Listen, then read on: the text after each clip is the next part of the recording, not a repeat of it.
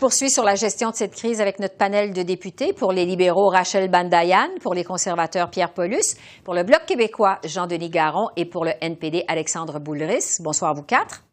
Bonsoir. Bonsoir, Rachel Bandayan, je vais commencer avec vous. Parce que votre collègue libéral, Joël Lightbaum, a donc reproché à votre gouvernement, de créer de la division au sujet de la vaccination obligatoire. Il y a un autre député libéral, M. Robillard, qui l'a appuyé aussi aujourd'hui. Qu'est-ce que vous répondez aux critiques de vos deux collègues à cet égard? Écoutez, notre whip en chef a parlé avec Joël Lightbaum. Joël a exprimé sa pleine confiance dans le gouvernement. Il reste membre de notre caucus libéral et il reste une voix forte.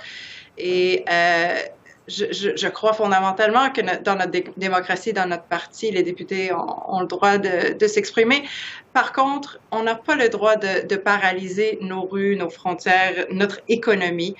Et j'aimerais quand même dire que ce sont des milliers et des milliers de travailleurs qui ne peuvent pas travailler à cause de cette occupation. Juste par exemple, le centre Rideau est fermé depuis 12 jours. C'est des milliers d'emplois, des centaines de magasins, des dizaines de millions d'activités économiques. Est-ce que votre gouvernement en fait assez pour régler la crise? Oui, on répond présent depuis le début. On sait qu'il s'agit de la juridiction de la Ville d'Ottawa, mais au niveau fédéral, nous sommes là. À la demande de la Ville, nous avons envoyé presque 300 membres de la GRC. Ils sont sur le terrain à Ottawa en ce moment et on est prêt à répondre à toute autre demande de la Ville. Mais écoutez, ces manifestants-là disent être venus à Ottawa pour demander la levée des restrictions et en ce moment, ils empêchent les petites entreprises de réouvrir alors que les restrictions provinciales ont été levées. Ils disent être venus à Ottawa pour réclamer la liberté et depuis 13 jours, ils portent atteinte à la liberté des résidents d'Ottawa. Du côté, oui. Je dois aller du côté des conservateurs. Pierre Paulus, bon, vous dites que votre parti, évidemment, c'est le parti de la loi et de l'ordre, mais en même temps, vous êtes un des rares députés, vous, Pierre Paulus, à avoir condamné ces manifestations. Il y a même de vos députés qui appuient, comme on le sait, ouvertement les manifestants. Et là, la situation, bon, on l'a vu, prend de l'ampleur. C'est rendu qu'on bloque des ponts. Est-ce que le Parti conservateur a une position officielle sur ces blocus? Parce qu'on se pose la question, vous logez où chez les conservateurs? Bon, premièrement, c'est clair, hier, on a compris avec M. Lightbaum que si on est rendu une situation comme on est là aujourd'hui, c'est qu'il y a une gestion de la pandémie qui a été totalement politisée par Justin Trudeau. Ça, c'est assez clair. Je pense que M. Robillard, aujourd'hui, l'appuie là-dedans.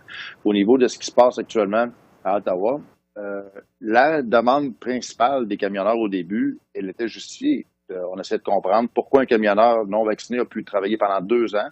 Et là, le 15 janvier, c'est terminé, tu n'as plus le droit. Alors que les infirmières, 9000 infirmières au système de la santé du Québec, par exemple, peuvent continuer même si sont non vaccinés. Donc, ça, c'est une demande qui était légitime. Pour le reste, c'est sûr et certain qu'il y a eu une perte de contrôle de la situation. Moi, je suis pas d'accord avec l'occupation d'Ottawa comme ça se passe actuellement. Je l'ai dénoncé vendredi dernier. Mais la demande initiale, j'étais d'accord comme mes collègues et c'est là-dessus qu'on était prêt à appuyer les demandes des camionneurs. On ne pouvait pas comprendre pourquoi il n'y avait pas une forme d'accommodement. Et on l'a compris avec la sortie de M. Lightbaum. On a très bien vu que M. Trudeau fait vraiment de la politique avec l'enjeu de la pandémie. C'est pas tous les députés conservateurs qui ont la même position quand même sur ces blocus. Est-ce que ça ne démontre pas quand même les dissensions actuellement au sein du parti?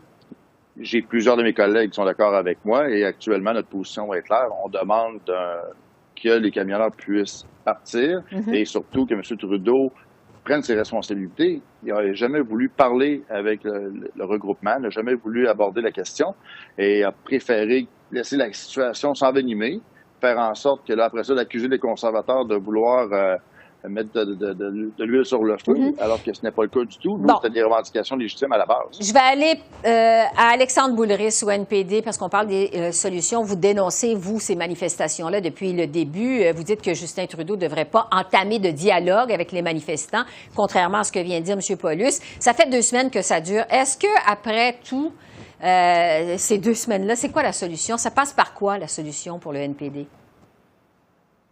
Ben d'abord, je voudrais dire à mon collègue Paulus que je pense que c'est pas très clair la position du conservateur. Lui a demandé aux manifestants de dégager, mais sa chef a été portée de la pizza puis du café à des gens qui bloquent la rue Wellington puis qui demandent un renversement du gouvernement. C'est un mouvement antidémocratique infiltré par l'extrême droite.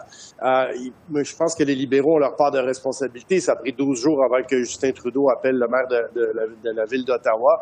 On entend Mme Bendayan qui nous dit c'est d'abord la responsabilité de la ville. On va être là si jamais ils veulent avoir de l'aide, mais c'est le Parlement canadien qui est bloqué, c'est le gouvernement libéral qui est pointé du doigt, c'est M. Trudeau lui-même. Alors, on a laissé pourrir la situation. Là, en ce moment, ce qu'il faut, c'est être capable d'avoir des actions qui sont claires pour que les manifestants comprennent qu'ils doivent s'en aller parce que les citoyens de la ville ici se sont pris en otage, se sont fait voler leur ville, se font cracher dessus, insulter, les commerces en arrachent. Il faut donner à la ville d'Ottawa puis aux policiers d'Ottawa les moyens d'être capable de continuer à faire son travail. Malheureusement, les libéraux se sont traînés les pieds, puis on est fait face à une situation qui est à peu près impossible. Puis nous, au NPD, on veut aussi faire la lumière sur le financement qui vient de la droite puis de l'extrême droite américaine pour soutenir ces supposément manifestants-là. C'est pour ça qu'on va agir au Comité de la sécurité publique et au Comité des affaires étrangères. Jean-Denis Garon, au Bloc québécois, vous aussi, vous reprochez au gouvernement Trudeau de ne rien faire pour résoudre cette crise. Mais qu'est-ce qu'il faut faire, justement?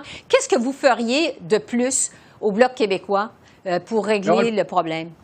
On le propose depuis longtemps. Regardez ce qu'on voit dans les rues d'Ottawa, là, Mme Bégin, c'est le produit d'un gouvernement sans premier ministre puis sans leader. Un siège vacant ferait pas mieux. Nous, là, depuis le début de la crise, on demande à ce qu'il y ait une cellule de crise. Qu'on mette ensemble le gouvernement du Canada, le gouvernement de l'Ontario, la police d'Ottawa. Et là, on nous disait, regardez, c'est les compétences de la ville d'Ottawa, etc., quand maintenant, il y a une cellule de crise en place. Mais la cellule de crise n'est même pas capable d'attirer le gouvernement de l'Ontario, Mme Bégin. Quand on a du leadership, là, au gouvernement du Canada, c'est supposé attirer des gens.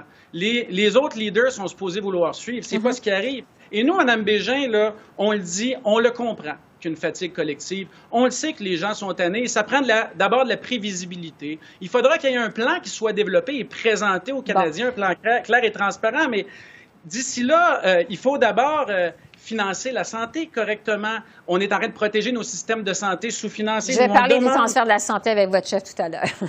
Mais il faut aussi communiquer. Il faut communiquer aux Canadiens et aux Québécois, communiquer la nature des mesures sanitaires, pourquoi on le fait. Il y a des gens là-dedans qui ont besoin qu'on leur parle et on a un premier ministre et un gouvernement absent. C'est absolument inadmissible. Je veux justement revenir avec vous, tous les quatre, sur la sortie de Joel Lightbound hier, sur le fait que la vaccination obligatoire, c'est divisif. Il propose, lui aussi, il demande aussi un plan plus clair. La question que je vous poserais maintenant, en attendant que ça se règle, est-ce qu'à ce stade-ci de la pandémie, alors que les Canadiens sont vaccinés à 90 % est-ce que Ottawa devrait laisser tomber la vaccination obligatoire des fonctionnaires, des voyageurs et des camionneurs qui bloquent les rues d'Ottawa et les ponts? Est-ce qu'on en est rendu là? Rachel Badayan, assez rapidement, qu'est-ce que vous en pensez? Bien, premièrement, quand ça fait l'affaire du Bloc, les juridictions, c'est pas très important, je vois ça. Écoutez, tout le monde est frustré par la pandémie. On veut tous lever les restrictions le plus rapidement possible, y compris moi. Vous avez soulevé quelques mesures fédérales, en gros l'obligation vaccinale pour voyager, pour monter dans un train ou l'avion. Ouais. Ces mesures sont constamment en train d'être réévaluées et revues en fonction de la situation sanitaire et de la capacité de notre système de santé. Mais il faut aussi se rappeler que d'autres pays ont des règles très similaires. Les États-Unis, par exemple, imposent également la vaccination obligatoire pour entrer sur leur territoire. Et oui, tout le monde est frustré, mais je répète, bien qu'on soit frustré, on n'a pas le droit de paralyser nos rues. Il faut aller plus vite. Pierre Paulus, je m'excuse, je vous coupe, mais il faut aller plus vite. Pierre Paulus, qu'est-ce que vous en pensez? Ben, actuellement, nous, ce qu'on demande, là, puis ça fait 2 ans qu'on le fait, puis là, avec la sortie de M. Lightbound, c'était clair, là, on veut dépolitiser l'enjeu, avoir un plan clair, avoir une date de sortie pour enlever les restrictions sanitaires au niveau fédéral. Chaque province fait leur travail. Le Québec a fait un plan de match très clair, les autres provinces aussi. Là, maintenant, au niveau fédéral, on doit avoir vraiment une clarification de tout ça, ce qui n'a pas lieu puisqu'on n'a jamais eu depuis 2 ans. Jean-Denis Garon, en quelques secondes. D'abord, le respect des compétences, Mme Bégin, ça ne veut pas dire qu'on n'est pas capable de travailler ensemble. Et nous, on le dit, ça prend un plan. Il faut expliquer les choses aux Canadiens. On le connaît, le gouvernement Trudeau. On connaît M. Trudeau. C'est quelqu'un qui aime donner des ordres. C'est quelqu'un qui aime s'imposer. C'est une façon de faire qui ne fonctionne plus. Ça prend un changement d'attitude majeur au gouvernement fédéral et c'est ce qu'on aimerait voir. Alexandre Boulris, le mot de la fin en quelques secondes. Bien, M. Ladbaum a un bon point en disant que le gouvernement libéral est opaque et il manque de transparence. Quand on prend des mesures aussi extrêmes que la vaccination obligatoire, bien, il faut savoir sur quoi on se base. Est-ce qu'il y a des études qui les rendent publiques? Et puis, je pense que tous mes collègues de l'opposition ont raison. Il n'y a pas de plan de match, il n'y a pas de calendrier, il n'y a pas d'échéancier. Alors, les gens se posent des questions, puis la frustration, bien, elle augmente. Rachel Bandayan, Jean-Denis Garon, Alexandre Boulris et également Pierre Paulus, bien sûr, qui est avec nous. Merci beaucoup. Bonne fin de journée. Au revoir. Plaisir. Merci. Au revoir. Plaisir.